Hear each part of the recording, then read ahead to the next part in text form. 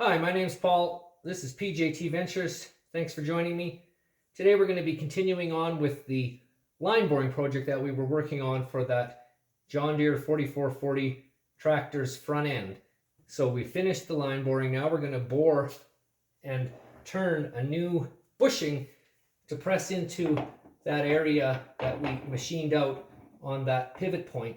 So we got a piece of material here. We're going to use the 4-jaw chuck.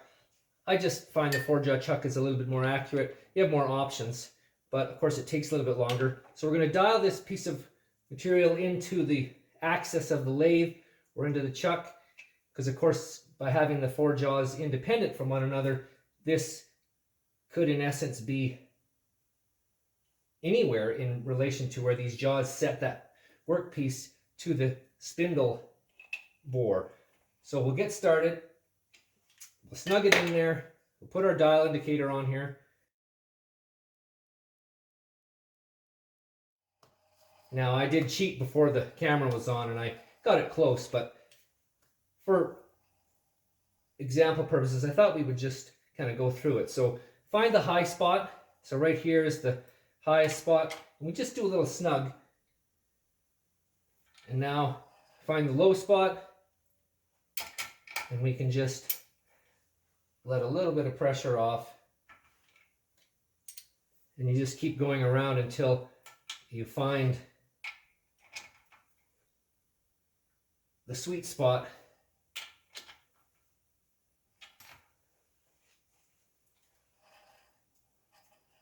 Now we're very close. We're within 1 thou, so we'll just snug all 4 up to make sure they're tight. And now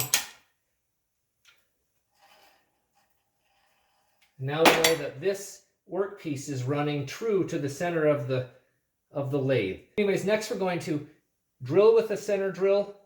We're going to then drill with a pilot for a little bit, and then we're going to drill with this guy. This is I think an 1.5 inch twist drill, and then of course we'll bore with the boring bar and hit our precise interference fit, press this guy in, then we'll switch and we'll take down the shaft diameter to our new bore size in the tractor's casting, and hopefully it all comes together.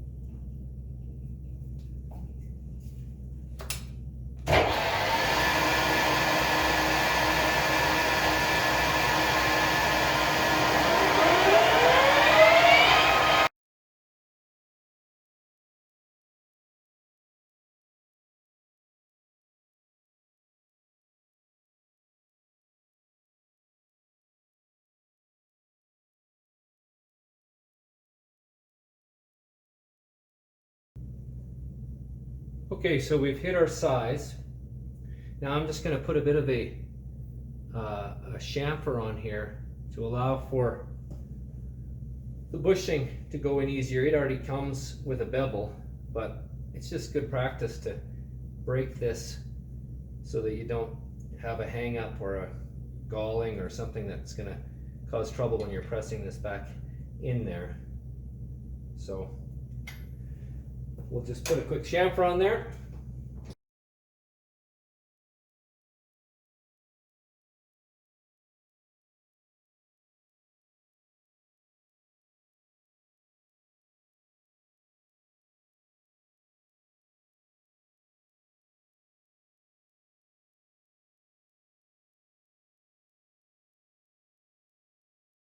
Okay, we've hit our internal bore diameter. It's 2/1000 of an inch smaller for the press fit of the new factory bushing into this bushing. We've hit our outside diameter 2/1000 of an inch larger to press fit into the tractor's new bore into that housing. And then we'll part it off now. With this part off, we're going to go nice and slow. Once we part it off, I'll clean up the end by hand. We'll warm this up. We'll cool the factory bushing. We'll press those together. Then once those are together, then I'll cool this new steel bushing and we'll warm up the casting and press the new assembly into the casting in the front of the tractor. And then we need to drill a grease access hole or a grease zerk hole through this new piece of bushing to allow grease to go into the new bushing area in the factory bushing. Anyways, we'll see how it fits here right away.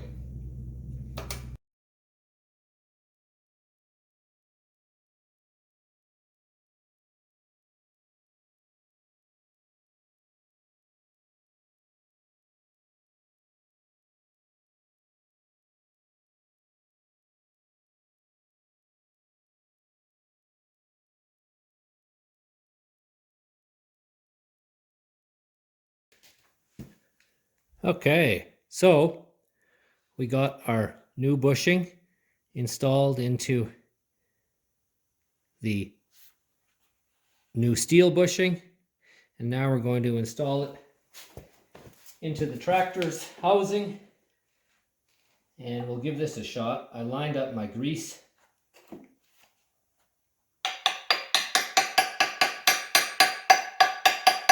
I lined up my grease gallery with my grease zerk opening, and we'll see if we can just quickly pull this together.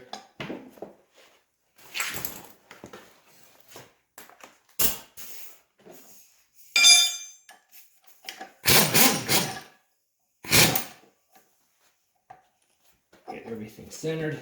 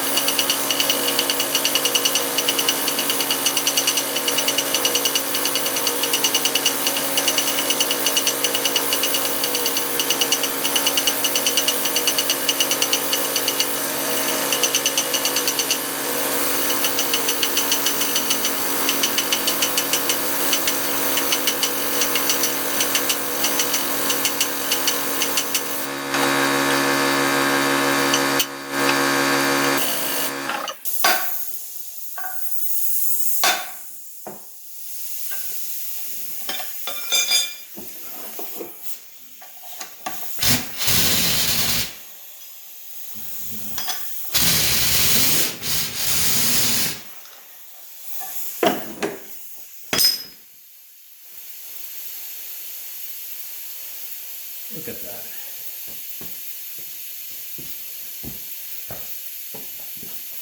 Okay. Good.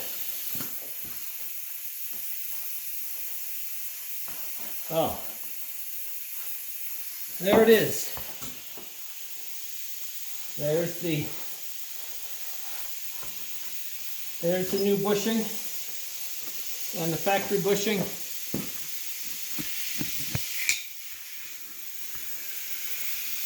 Okay, there we go. So I still have a grease gallery hole to drill through here, and then this job can go get assembled at the dealership.